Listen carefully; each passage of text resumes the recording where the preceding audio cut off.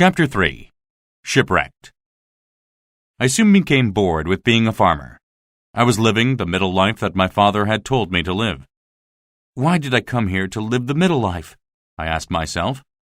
I could have lived like this in England. After 4 years, I had learned the native language and made many friends in Brazil. I was a successful farmer. I often told my friends about the first voyage I made to Africa and how I had made a profit from trading. Some of my friends needed more black Africans to work on their farms, but these men were very expensive to buy. They decided to send a ship to Africa to get some black Africans there. My neighbor offered to look after my farm while I went with the ship to Africa. I could not refuse. Foolishly, I agreed to go. I made a will, and soon we were ready to sail. The ship had 16 men. We had good weather at first, and sailed north along the coast of Brazil. However, as soon as we left the coast and headed toward Africa, there was a terrible storm. The wind blew the ship in all directions, and we could not steer it. The storm lasted for 12 days. We did not know where we were. 2 of the men died in the storm. After the storm, the captain found that we had gone a long way north. The ship was damaged, and he wanted to return to Brazil. I knew that we could not sail to Africa on the damaged ship, but I did not want to go back to Brazil either. We decided we could sail to Barbados and fix the ship before going on. It would take about 15 days to get there. As we sailed there, another storm drove the ship westward. Every moment, we thought the ship would sink. Again, we did not know where we were. We were lost. After several days of this, one of the men saw land. Before we could see anything else, the ship hit a sandbar and stopped. The sea came over the ship and began to break it. We prepared ourselves to die. Some of the men managed to put our small boat into the sea, and we all got into it. The wind blew the waves very high, but it also blew us toward the shore. We were certain that the big waves would smash the boat on the shore. Suddenly, an even larger wave turned the boat upside down, and we all fell into the wild sea. The wave carried me toward the land. I could not breathe. I thought I would die. Then I felt sand under my feet. I tried to stand up. I got some air. I stood and walked forward. Another wave knocked me down again and drove me forward. I was terrified. I did not know which way was up. I could not breathe. The wave carried me for a long time. My head came out of the water and into the air. I breathed.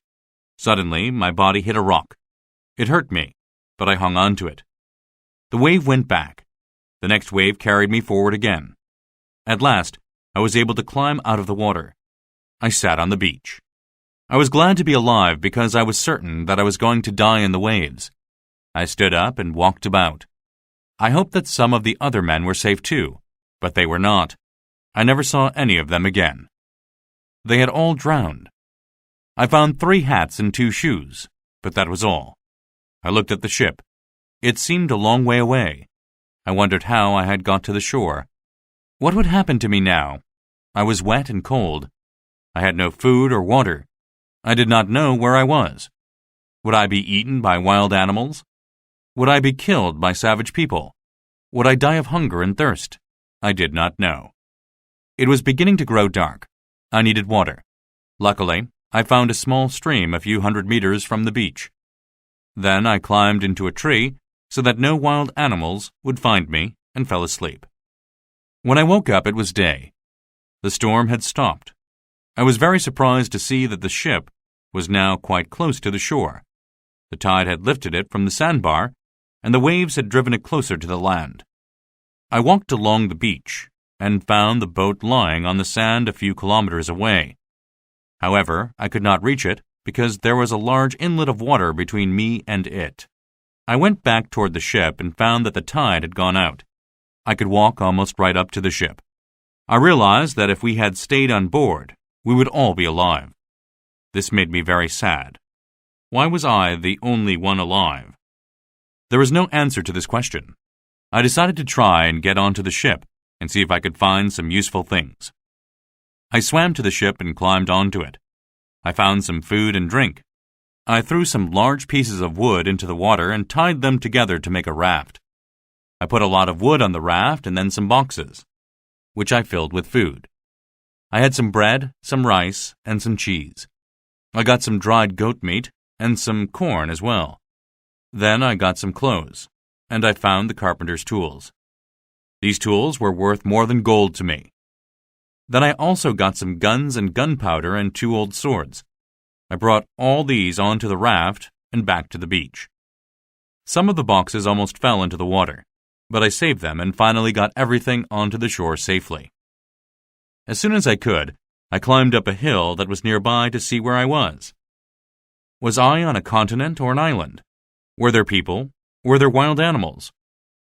From the top of the hill, I could see that I was on an island.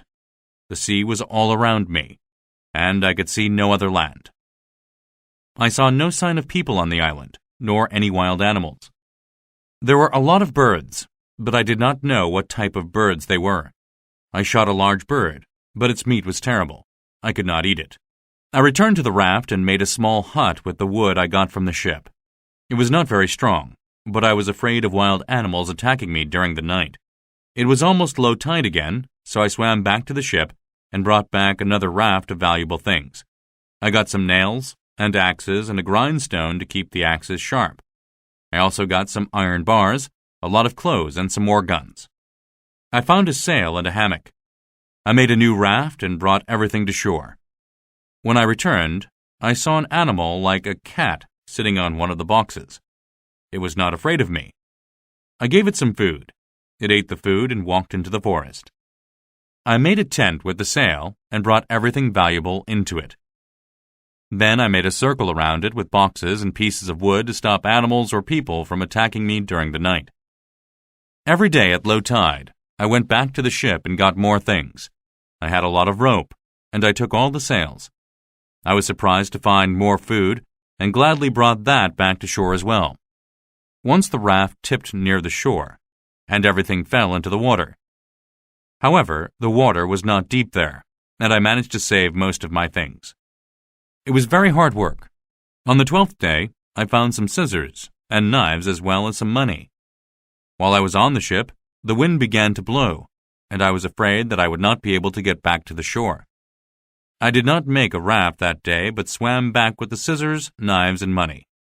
I knew the money was useless, but I took it anyway. That night there was a storm, and when I woke in the morning, the ship was gone. The storm had broken it up. I was very pleased that I had worked so hard to get what I could from it.